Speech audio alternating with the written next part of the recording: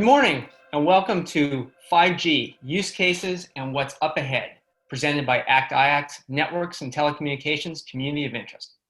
I'm Kevin Gallo from GSA and the ACT-IAC N&T team, and I'd like to introduce our moderator for this morning, Pete Tseronis. Pete is the CEO of Dots and Bridges and a true technology expert and visionary. With many years in the federal government as a CTO at agencies such as the Department of Energy and Department of Education, he is also keenly aware of the value between technology and government mission accomplishment.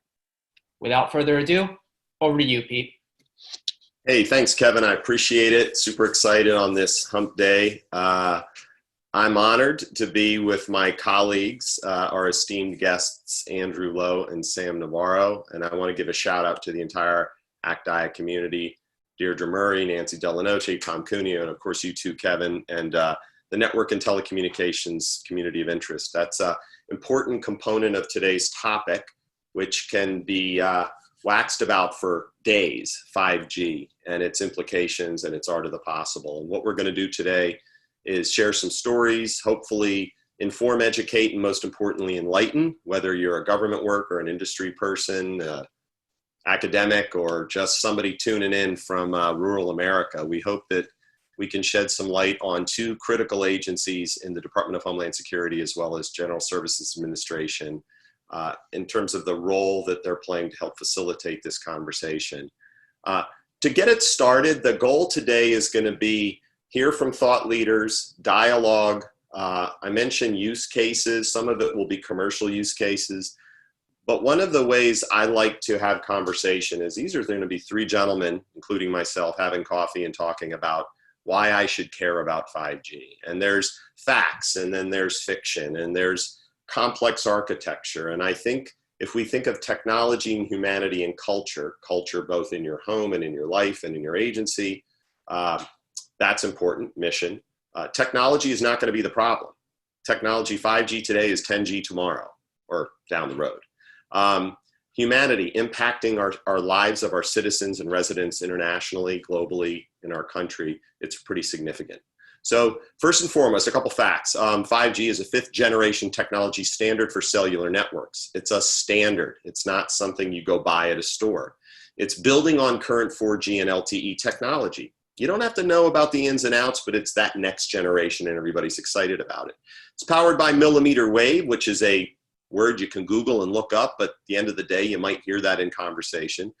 But at the end of the day, why do I care? Faster connections, reduced latency, and supposedly higher data rates. Supposedly meaning it's what is being told, and how we'll realize that is, and this is a for example that I pulled off of one of my hopefully credible websites, and that is, with 5G, you can download a 2-hour movie in 3.6 seconds. In 4G LTE land, takes about 6 minutes. Not that that's a lifetime, but that's pretty significant. South Korea is blazing trails, UK, Germany. Phones need to be compatible with it. The architecture, which is what we won't dive into too deeply today, is very significant, and there'll be some acronyms brought into this.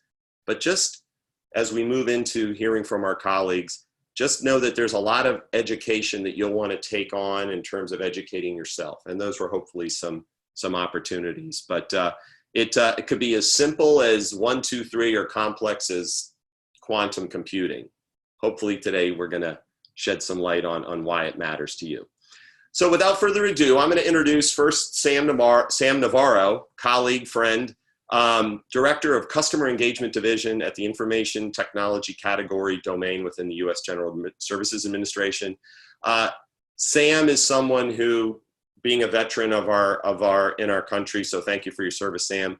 He's been supporting government partners, industry public-private partnerships throughout his career. He's the government co-chair for the Mobility Working Group with the Advanced Technology Academic Research Center. He's the former program manager for Wireless Mobility Services, which is an incredible program that he's just helped build and grow and now is still supported with key stakeholders. Again, he's a veteran of the U.S. Army where he spent 12 years, so again, thank you. He's a UMUC Bachelor of Science in Cyber and Master of Science in Cybersecurity Management and Policy.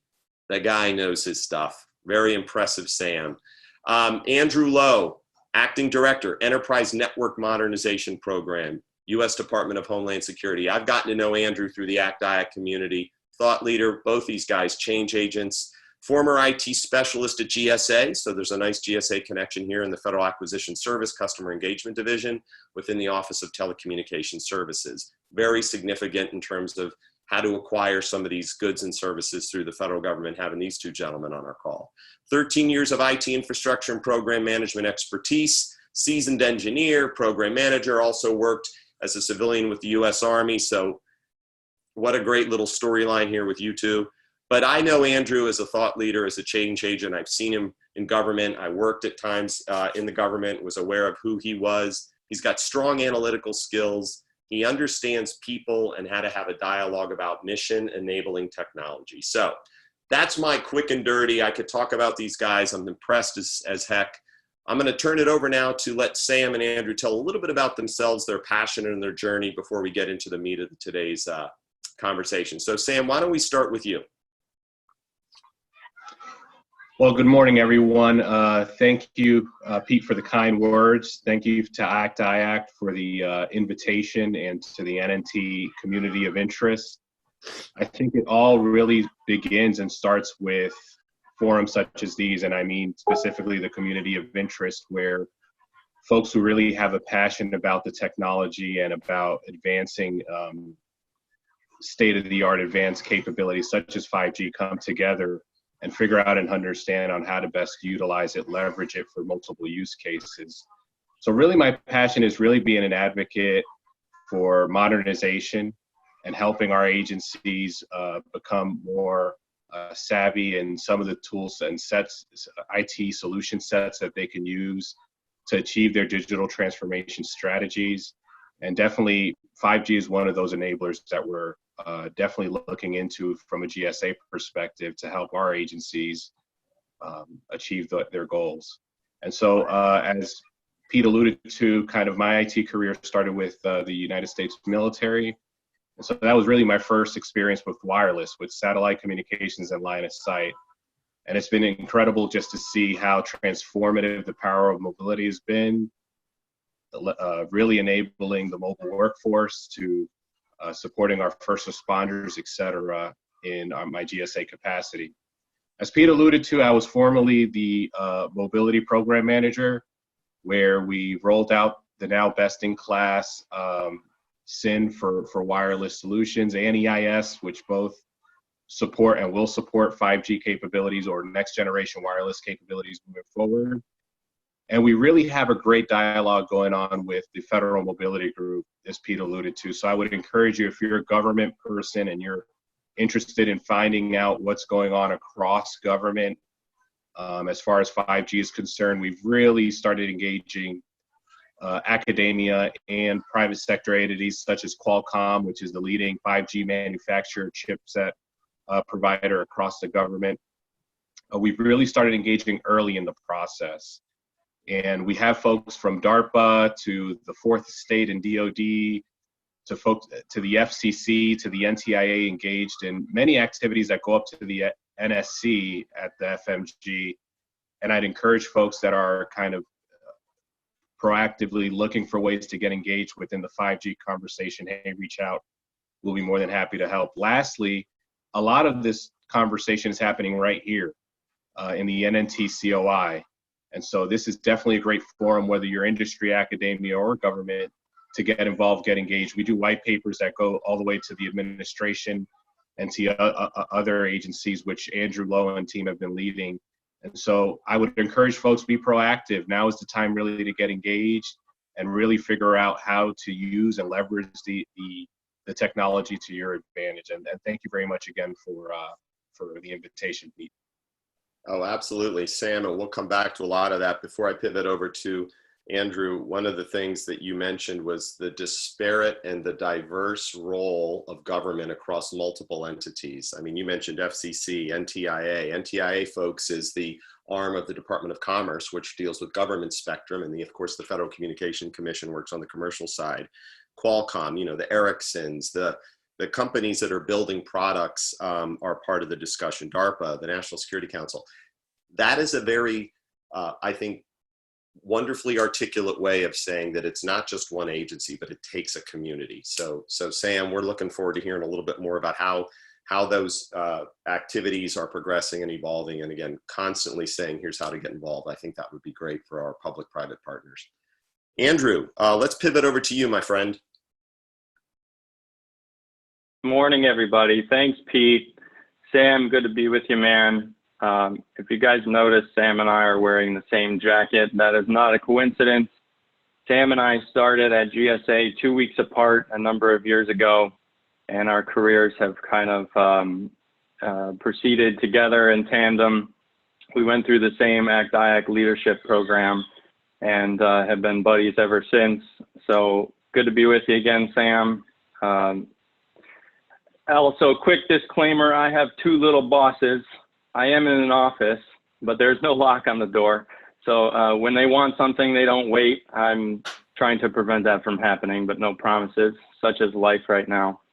In my role at DHS, I am mostly concerned with the delivery of wireline services, and that includes DHS's transition under the EIS contract. However, in today's environment and the involvement of wireless, there is no separation of the two. You can't have a wireline conversation without talking about mobility and wireless. And the angle I'm coming from on that is mostly oriented around the end user services, right? So an end user is not concerned so much as where the services come from, whether it's a slice of fiber or over the airwaves.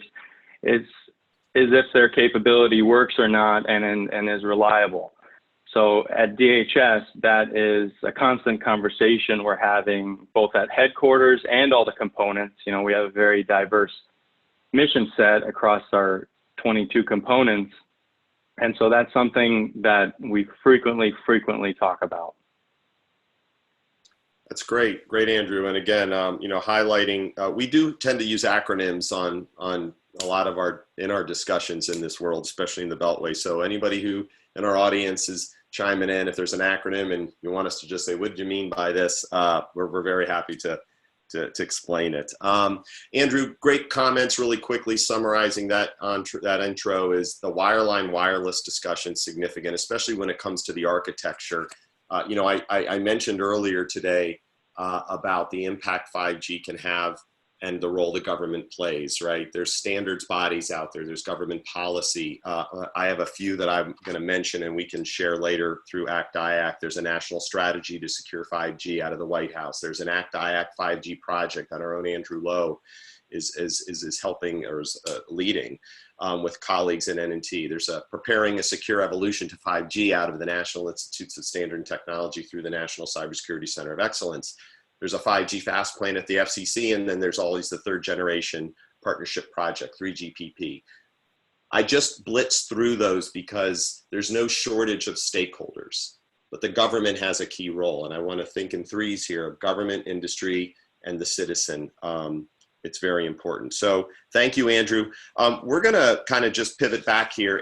Sam, I'm going to throw this one at you since we've had some conversations over the past year on smart cities and what I like to call the art of the possible. In your walkabouts, in your conversations, how much of this IoT with 5G and how lives, not to say impacted, but what does the future kind of look like, and how do these discussions evolve and you keep it from being the sky is falling, I don't want to trust 5G, to wow, one day smart sensors will optimize everything from street lights to our garbage collection? How much of that excitement exists in the discussions you're having?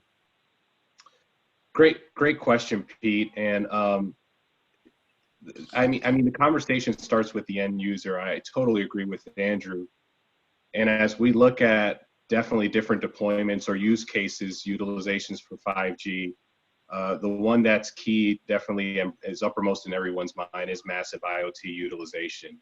And part and parcel with that is, and especially in urban areas, is smart cities, smart buildings. Recently, the PBS just concluded a study, the Public Building Service here at GSA concluded a study that switching electrical meters from wireline to wireless saved them 80% on installation. Wow. So imagine scaling that kind of savings across different use cases, and the impact it has not only on government, but in areas that are probably socioeconomically disadvantaged, where access to the internet, in particular in times like this, is critical and crucial, and how much we can gain on the efficiencies from multiple industries utilizing the same network across the board. And so with smart, right now, we're seeing a lot of deployments of smart cities, smart building utilizations right now. We just don't notice it. A lot of it's transparent. When you walk into your local supermarket today, there are tens of different networks connected to your supermarket, whether it's Campbell's trying to figure out when they need to deliver the next order of soup to your supermarket, or Coca-Cola ensuring that the surplus doesn't go down within that supermarket in and of itself. That's just one of the use cases where massive IoT solutions are being deployed today. Also, we talked about smart buildings from not just an efficiency standpoint on the technology and access to the network in and of itself, but making buildings in and of themselves efficient. And so I know that, again, in GSA, we've been focused on utilizing IoT to ensure that HVAC systems are working efficiently. There was just a recent article published that leveraging IoT solutions and faster mobile networks, Google was able to minimize their energy costs within their data centers by 50%. So really looking at leveraging the technology, I think, first and foremost, to gain efficiencies for the end user and how they utilize it, but secondly, to ensure that the cost for access to the network becomes more minimal is key to ensure that everyone can benefit from it across the board. Great point, Sam. And that actually caused some neurons to fire in my brain. I'm going to pivot back to Andrew, who works at an agency, as I mentioned, that has an incredible role and expanse. I'm drawn to DHS with its responsibility with these 16 sectors that are deemed most critical in our lives. Energy, manufacturing, transportation, communications, defense industrial base. You know, Andrew, Sam brought up some points about, you know, the future with IoT and connected devices and critical sectors. You know, the PBS study resonates because it's buildings. People might go, buildings, supermarkets. But we as consumers rely on technology and data and information to make good decisions. And then there's companies that rely on that same data, the new oil, as some folks refer to it, for revenue growth. In government, we want to introduce technologies and put policies in place to protect those assets, that information. So thank you again, Sam, on that. And so Andrew, DHS, you know, it's a huge agency. Can you talk a little bit about maybe what some of the groups like CISA, how they're talking about 5G as we enter this world of Internet of Things? Sure. So as you pointed out, DHS is in a unique position. In my seat at headquarters, I'm mostly concerned with the government employees and support contractors of DHS being provided the services that they need to do their jobs. However, across CISA and S&T, they're looking more holistically for the country as a whole and the public to structure and help implement security processes and procedures, locking up the supply chain, all that kind of stuff. With the release of the White House plan to secure 5G, right? You've got CISA and S&T following that kind of loose playbook to create additional publications, processes, procedures for not only the government, folks like me, but the public to follow. So there's kind of two things going on at DHS, both the public facing and our users as employees. That's a great point. Again, a shout out to you, Andrew, for highlighting, you know, we mentioned this, there's a national strategy to secure 5G. CISA, the outward facing, a lot of agencies have that inward and outward focus. And I think, you know, going back to Sam here for a minute, Sam, I correct me if I'm wrong, but you have a role at the GSA inward facing, but you've been in a position to do a lot of that outward facing advocacy. I love that word, advocacy, and managing the expectations. Let's be clear to our audience that the critical infrastructure sectors are those sectors that are owned and operated by generally industry, and that the government role, the facility, the agency, energy with the energy sector, transportation with the transportation sector, they are the sector specific agencies helping, as Andrew pointed out, define policy. So there's a dual role here. And I think, Andrew, if I can comment on your relationship with some of the service providers, and I mean the network carriers, they're a part of the 5G discussion. The solution providers, the ones who make products, are part of that. Of course, the academics and the standards bodies are, they're folks out at NIST. They're helping develop standards so things can communicate. Do you find that there's an educational component there that you, in that outward facing role, that ambassador role, that you have to keep reminding people that it's not just something you go buy as a solution, plug it in and say, hey, I'm running 5G. How much do you find yourself having to explain the ecosystem? Yeah, there is. And a couple points. First one is kind of sprinkled throughout the plan to secure 5G and also the FCC's FAST plan. You can count a number of times we mention private sector partners, allies, and other third parties that the government needs that support, and it's a team effort. So that's kind of the first thing. So we need you guys to work with us on that. The second thing is the education is really important because it's not going to be business as usual in the future. I'll give you a real life example. So I mentioned before, I'm concerned with more wireline services in my day job than wireless. Those are two separate contracts at DHS.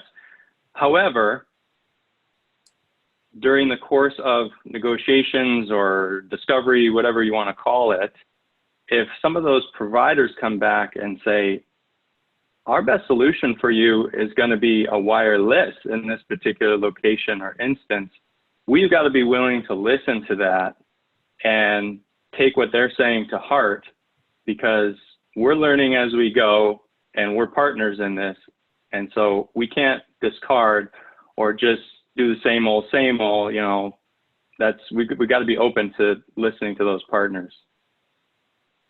Great points. And Sam, if you can feed off that for a moment, how is that dialogue in your world? And Sam, the second part is, can you speak a little bit to the opportunities for service providers, solution providers, how to engage with the GSA in a collaborative manner to feature capabilities, but also GSA providing those vehicles to get the best of breed, best products for our agencies?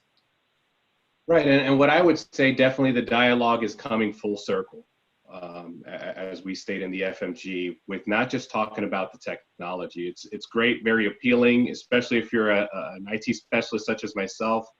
We really could get stuck in rabbit holes talking about the technology and the ones and zeros, because that's where we cut our teeth, right? But really the conversation, both inward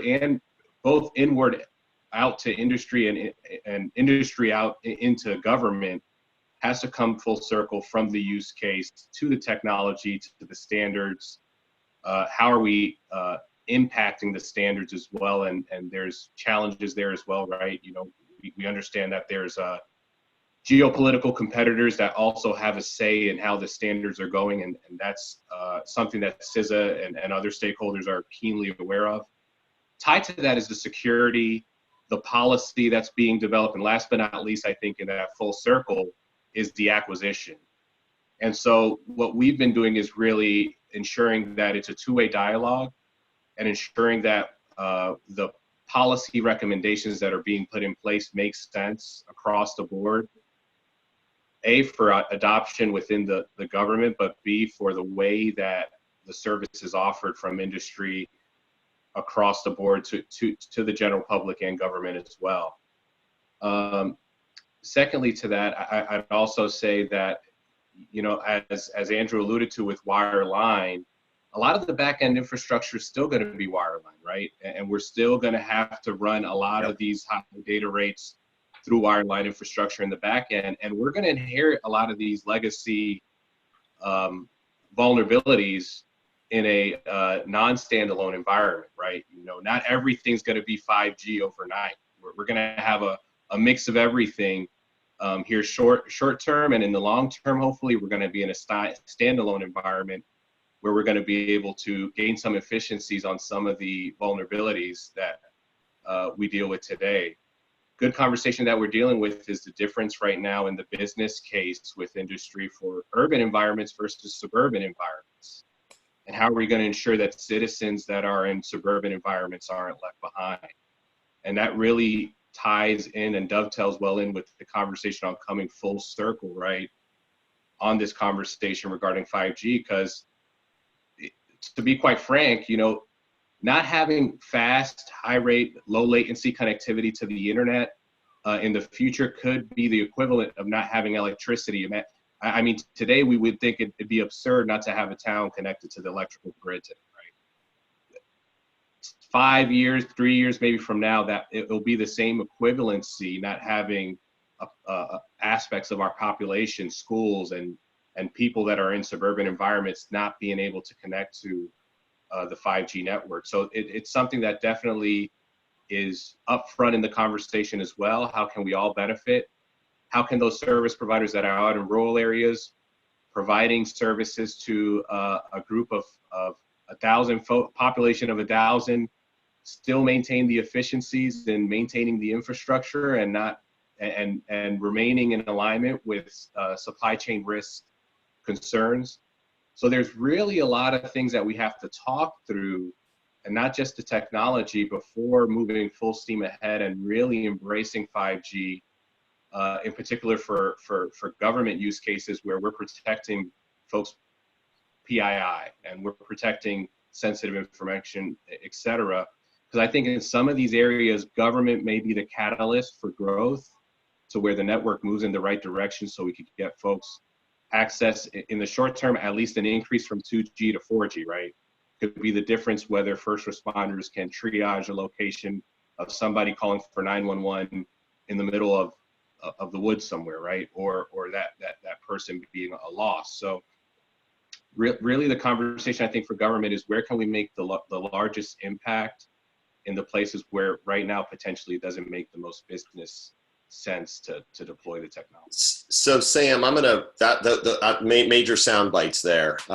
If I could facilitate and tweet, I'd be tweeting left, right, and up and down. I'm gonna pivot back to Andrew on this point. It's a question for both of you in light of what you mentioned. I was hearing in there's a lot of technology out there, but the conversation, whether it's using the cloud or leveraging the cloud, protecting the data, protecting high value assets, data protection, PII, all that stuff, I would say, based on what you just mentioned, is significant.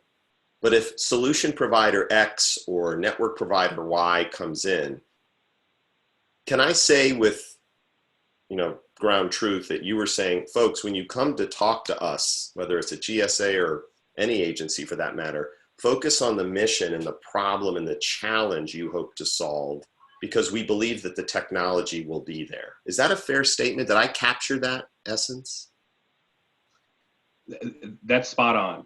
Okay. And that's why it starts with the use case, not the technology. I agree with you. Okay. There's many use cases right now that we could deploy with the current capabilities that we have today and don't necessarily require the high data rates and the latency of a 5G access capability. And so folks, I agree with you. It starts with the use case piece. Okay. No, great point. All right, Andrew, let's go back to you. And I'd love you to give a little bit of a preview of the work you're doing with ACT-IAC on the 5G project. But as that internal facing stakeholder, champion, change agent, can I ask you that question too? Can you emphasize in your role how important it is to have mission enabling alignment to the technology capability when you meet with vendors? Absolutely. Look, the 5G paper you mentioned, we're putting the finishing touches on that. We've got a commitment from ACT-IAC to email that out to everyone who's on the call today. That should be relatively soon. One of the things we learned through this process over the last 5, 6, 7 months was you can't come in and just say 5G does all this great stuff and it's the end all be all. No, that's not going to fly, right? It's not going to be one day where there's a switch that turns and 4G gets turned off and 5G gets turned up, and it's all these great solutions and kumbayas and all that. Sam talked about suburban areas, rural areas. There's going to be multiple sets of infrastructure around for quite a while. So tying that to the mission services is how you really resonate with government leaders, and certainly at DHS. We are so operationally focused. If you can't clearly and quickly articulate that here's why, you're not going to get anywhere. Great point. And I mean, I think that would resonate with folks. And look, the government, largest purchaser of IT every year, mission enabling capability in a world where 5G in this case is going to touch all parts of infrastructure, as Sam pointed out, and Andrew yourself. I'm just thinking of things that I've gleaned from today is wireless is not replacing wireline. And if anybody who's looked at one of those scary network maps understands that while 5G is going to be exciting and provide services that we will not take for granted, but just expect to be available, know that there's a lot going behind the scenes. Radio access networks, radio waves, spectrum allocation. I mean, if I can throw in one geeked out little moment, 5G, you know, is something that's going to take advantage of, you know, high band, low band, mid band, and unlicensed spectrum. And if that means anything to anybody, just know there's a lot of science behind it. But what an opportunity if you're a solution provider, if you're a vendor, to come in and talk to folks like Sam and Andrew. And I think those were gems of advice. And that is, come in and tell us how 5G can support our specific mission at the Department of Homeland Security in the office of fill in the blank. And I love that you both are those evangelists pushing that outward, because we need folks to understand that you folks aren't there with open checkbooks, but you're there to, hey, tell us what we need to know and why we need to know it. That's awesome. Sam, I'm going to come back to you here in a minute. What are some of the priorities, if you will, with that wireless, whether it's the, you know, I know your former mobility group, but with the ATARC role and the ambassador role you have, what are some of the things and priorities you're hoping over the next, I don't know, 6 months or so, or to the end of the year, you hope you can accomplish or get across in terms of really moving that pendulum to the right, in terms of initiative? Right. What we've seen first and foremost, we've been looking at this from two fronts, and I really got to hand the ball over to our Office of Telecommunications Services. They've really been leaning forward on understanding the use cases, which ones are going to be adopted early, later, and which ones are more futuristic, right? I've been to a couple of forums where you hear about the use case of the autonomous vehicle, right? Driving by itself down the freeway. Or you hear the use case of the fork that not only is going to be utilized to eat, but it's going to tell you the calories that you're consuming off of that strawberry pie you're eating, or cherry pie, whatever your flavor is there. But I think from a GSA perspective, we really want to ensure that we have the right offerings in place at the right time. And that's making sure that we're tied to the hip with agencies and understand at what point of the life cycle their current technology is, and when are they going to be able to life cycle off of legacy solutions and life cycle onto technologies such as 5G where available, right? Because we understand that millimeter wave has its limitations, and so it's going to take a while to saturate the network with more access points and ensure that it's available everywhere, but where available, ensuring that the right offerings are there at the right time for the right folks.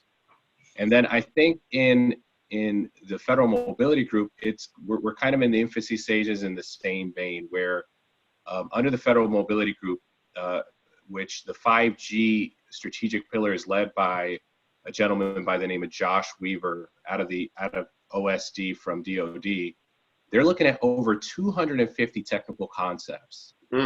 have been provided from across the board. And the Undersecretary of Research and Engineering is funding in test beds, testing out these capabilities, seeing what type of spectrum is needed to deploy them, and what type of hardware is required, et cetera. What are the deficiencies under inclement weather versus nice weather and things of that nature, to kind of do the same, put us on a roadmap where we can understand what capabilities we could leverage at today versus later on. And then lastly, I think we're really looking into working closely and tied to the hip on the FCC with initiatives that they have like FAST on the implications of spectrum limitations, right? They've done a lot and they're reallocating a lot of spectrum as we speak, and they have very aggressive goals. But when do technologies such as spectrum sharing technologies come into play? Because this will alleviate some of our challenges, concerns with, quite frankly, the additional amount of spectrum that we're going to need to make sure this thing works across the board. And then lastly, I just want to tie into something you said, Pete, regarding unlicensed spectrum. I think really we have to figure out and individuals have to figure out what business model works best for them, right? Do you want to incorporate yourself to the service provider business model? Or do you want to leverage private LTE, right? Today, everyone buys their own wireless access point, right? Right now, I'm connected to you through my own wireless router. Tomorrow, it could potentially be my own LTE router, right? Yep. And do I want to use CBRS spectrum? Go ahead, Pete. No, I'm smiling because keep going, brother. Keep going. You're telling a story. Right, and so as we've been speaking with agencies, from a GSA perspective, it's all about them, right? If it makes sense to them, it makes sense to us. And as we're speaking to agencies, some folks want the service provider model, where they want it end-to-end, and they really want network access as a service, I guess you can say. And other folks really see this as an advantage to really take on an effort to stand up their own private LTE capabilities using CBRS or some other form of unlicensed spectrum, and then do QoS the way they want to, right? Slice the network they want to, and work with it from that perspective. So it's really an exciting time right now that we're in, because we're kind of molding and shaping this thing, and we're seeing folks being very innovative on the way they think about adopting the technology. But we definitely see a lot of promise, and that the conversation is going in the right way in really establishing and setting up the roadmap and being a little bit more realistic, right? Because if you've been to a lot of these shows, you've seen kind of a lot of the high level use cases, but being more realistic on what's available to me, what's in my grasp now versus moving down the road. So, yeah, Sam, this is like opening up, again, we can talk for hours, and I'm mindful of our time, 10:38, and folks, send in some questions, and we'll save some time at the end. I want to just riff on that, and then Andrew, would love you to chime in. Same question, some of the priority that you feel every day that you go into the DHS, commingled with your hat as ACT-IAC 5G project, one of the leaders in that space. But before I head over to there, you hit on a few things, Sam, that I think will even resonate with Andrew. Firefighters leveraging real-time virtual reality when they're, running into a disaster versus looking at building plans, figuring the quickest route. Sensor technology can help us there. Smart grids managing, we know with the grid modernization effort with sensors, how to provide power and distributed energy to our homes in a future state where disasters like Sandy and Katrina and Deepwater Horizon and Fukushima, and the list goes on. We have these acts of God that we realize how not resilient or less resilient we are as a country. What an opportunity to leverage telecommunications, and 5G will obviously play a role in that place. Healthcare, we're living it today. Mobile health, monitoring health, ambulances, remote healthcare. All of this is touching on so many different agencies. And again, I would say, geez, the light bulb moment for me, Andrew, was the critical infrastructure sectors in government, the HHS, the DOT, the DOE, the FCC, they all have roles to play. And if we can talk a little bit about or to industry that again, that's the use case you want to bring to these agencies holistically, but also surgically with their mission. So great stuff, Sam. I mean, you gave me some great ideas and some future talks. Andrew, let's go back to you just really quick here on the paper. I think you glossed over the hard work you've been leading with your colleagues. What's the goal and hope with that paper to instill in, say, industry and private partnerships, if you will, public-private partnerships, the goal of advancing this pendulum? Sure. So we also end the paper with a number of use cases, and it's intended to just be thought-provoking. I know there are some pilots going on right now across government. You guys mentioned the ones that we highlighted. I mean, we started with a huge list of topics we could potentially explore. We ended up focusing on healthcare. We focused on public safety, which includes law enforcement and the firefighting example. And then we touched on a little bit about DoD, although, you know, those are well documented through the Pentagon and other papers, but we did touch on it. So we're hoping with this paper just to, you know, ACT-IAC as an established authority on some of this stuff, just kind of get everyone's mind going, particularly on the government side, to see where maybe some pilots could be started or some use cases could be explored more. At DHS, I could probably think of a dozen use cases off the top of my head, some of which fit into those existing topics. We have a number of IPTs, you know, at the tactical level discussing these sorts of things. But we also have the Deputy CIO and CIO councils across DHS to talk more at a strategic level.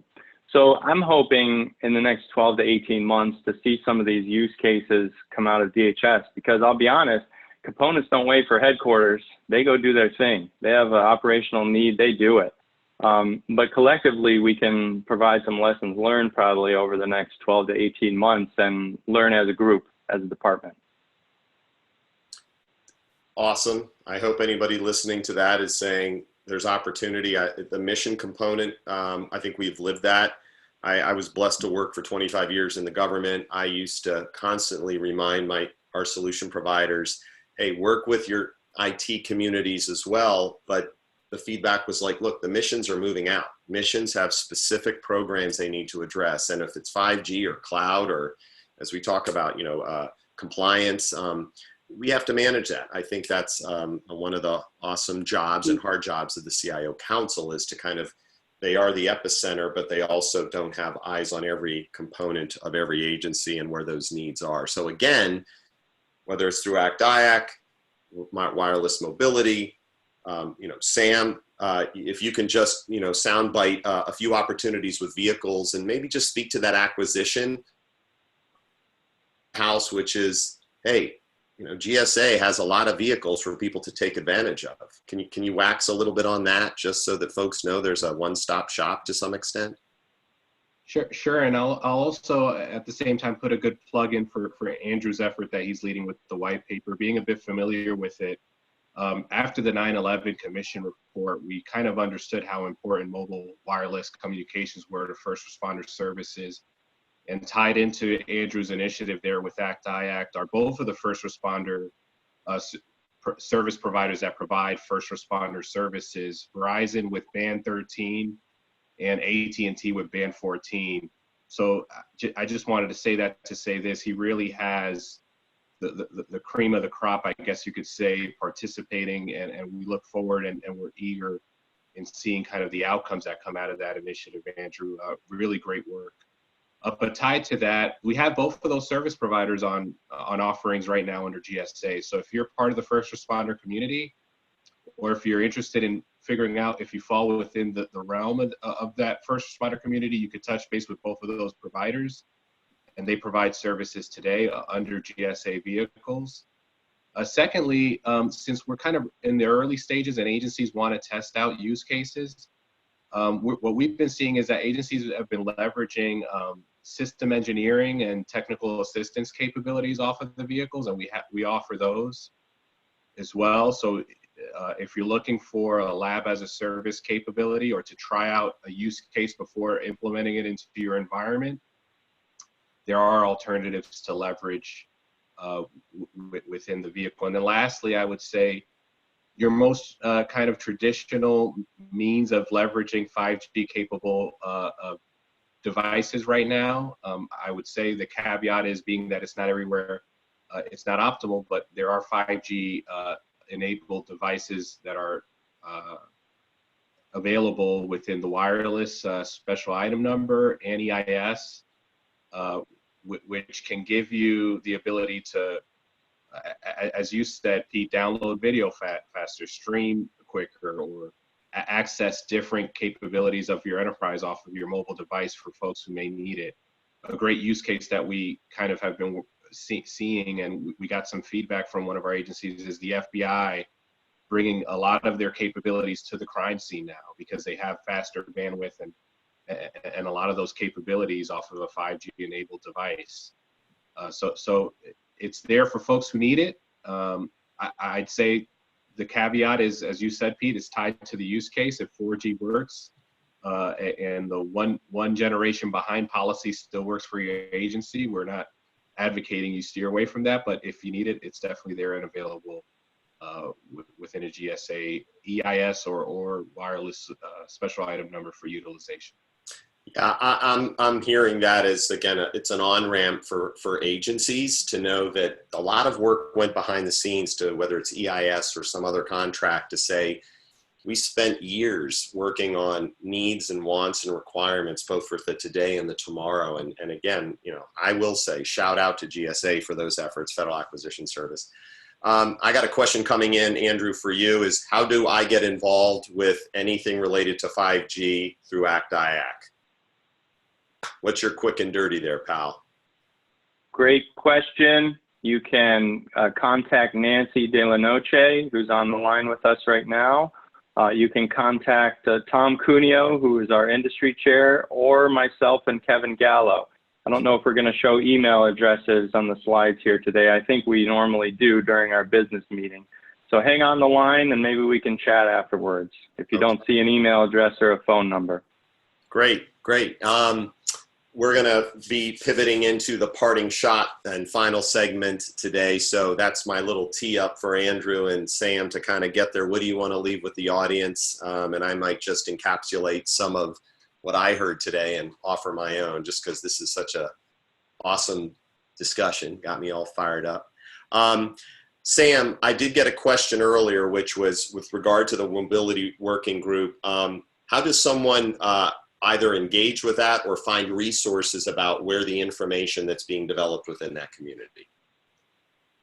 Great question. Email us at wireless@gsa.gov and we'll orient you in the right direction. We'll make sure you get connected to the right community of interest, and we have bi-monthly meetings that will ensure that we subscribe people to if they're interested in participating. Okay, great. And actually I have a follow-up with you on that, which is maybe if you're a technology provider, is that a vehicle where folks can come in and show proofs of concept? Or is it not in a buy, sell, and here's why I'm great, but do you provide opportunities for that for new technologies to be presenting, hey, here's the mission we're meeting at HHS?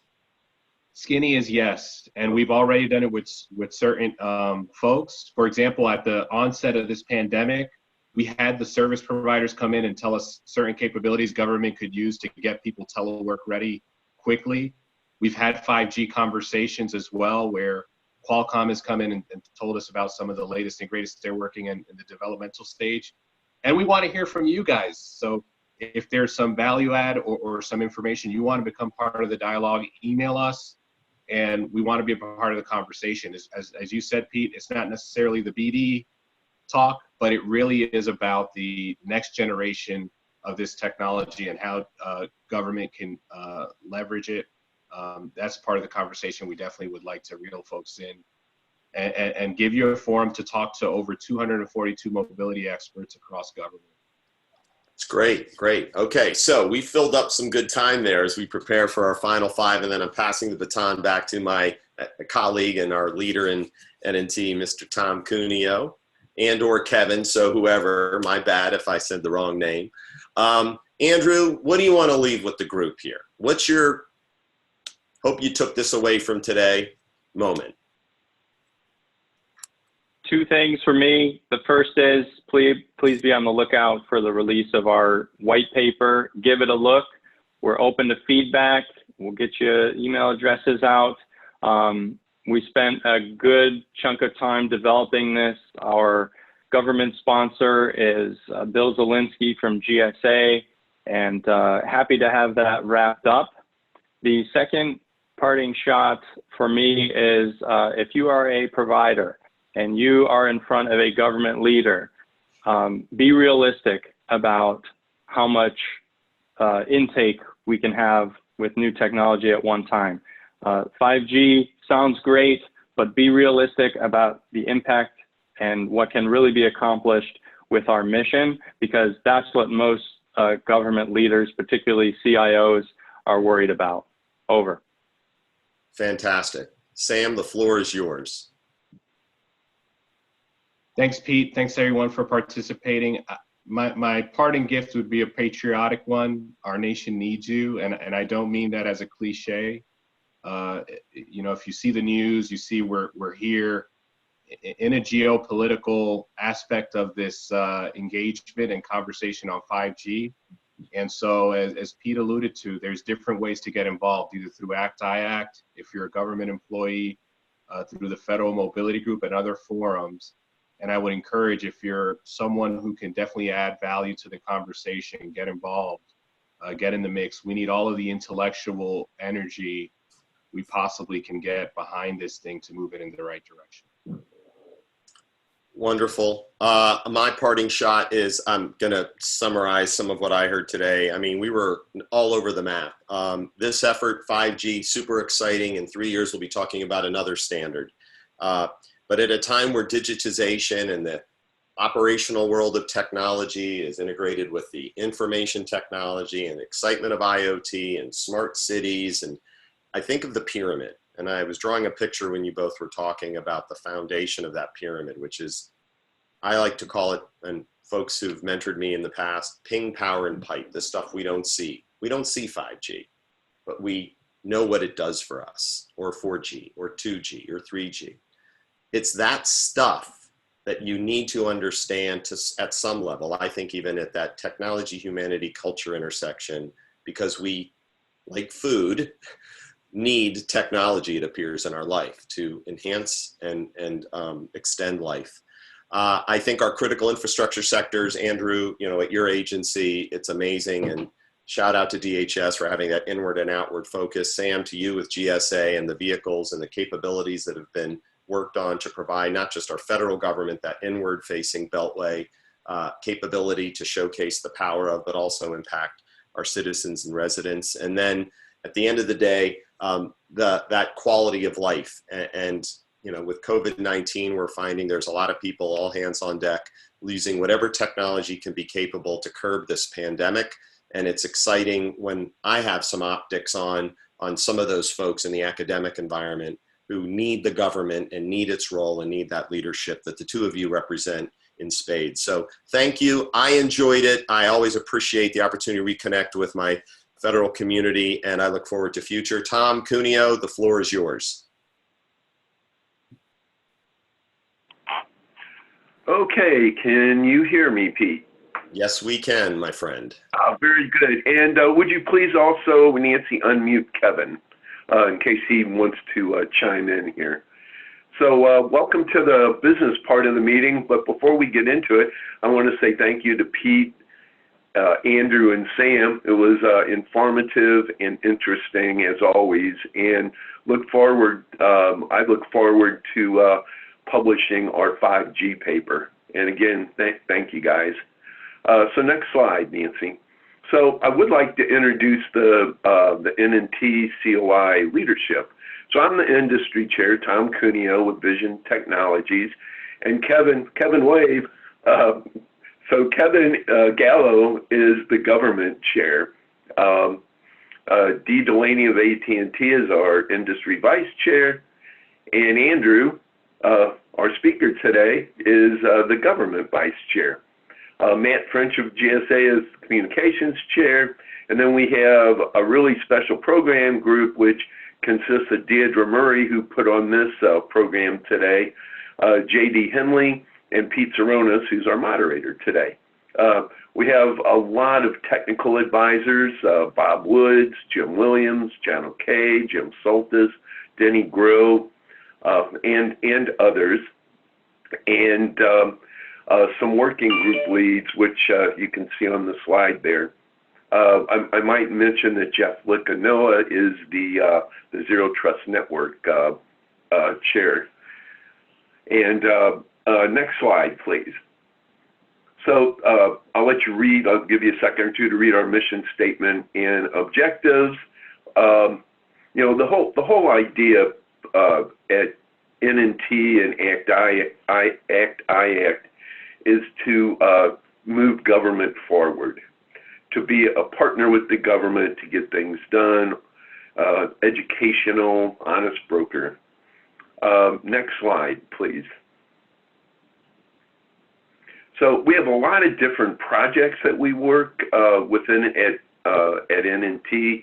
IPv6 is hot right now because of OMB and the papers, and you know, take a look at that. We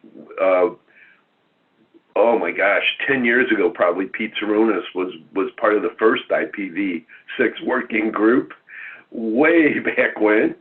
And here it is, you know, really 8 or 10 years later, IPv6 is getting a whole lot of new movement, and you'll see either a paper or a program from us on IPv6. So next slide, please. All right, and we talked about this today on Andrew Lowe and Dee Delaney and J.D. Henley are all leading the 5G working group, or 5G project. We have a paper that's almost ready to be published. It's got a couple of last minute, not changes so much, but you know, editing for grammar and such. And as we said during the program today, we will be publishing a link via email to all of you, so you can see that paper when it comes out. So next one. We also, and this is being led by Deidre Murray and Kevin, Denny Grove, Dave Powner, and others, Jim Williams. We're doing a success story for ACT-IAC's Institute of Innovation. And again, Deidre Murray is really the lead on this. And we will be publishing that paper via ACT-IAC. Oh my gosh, that could be any day now. So you'll see some innovative approaches. So next slide, please. And then network modernization is something that the community of interest is always working on. Jeff Mohan leads this group, but really it's a definite group effort. Kevin is really involved in this. And Kevin, I don't know if you want to say anything about this. No? Okay. Then Kevin Gallo is absolutely the spearhead of this with Jeff Mohan. All right, next slide. And that takes us to the end of the event. I want to thank everybody, obviously Pete Tseronis, Andrew, and Sam, but also my government chair, Kevin. Yeah, I'll do that too. And Kevin for doing this. Also want to thank Deidre Murray and Nancy Delanoche for all the background piece. And I think this event went off quite a bit better.